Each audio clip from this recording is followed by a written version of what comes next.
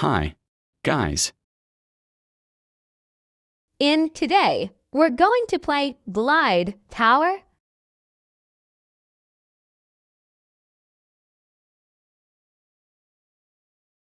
Ngunit sa di inaasahang pagkakataon, na para bang ika'y nilalaro ng panahon, may ibang makikilala at sa unang pagkikita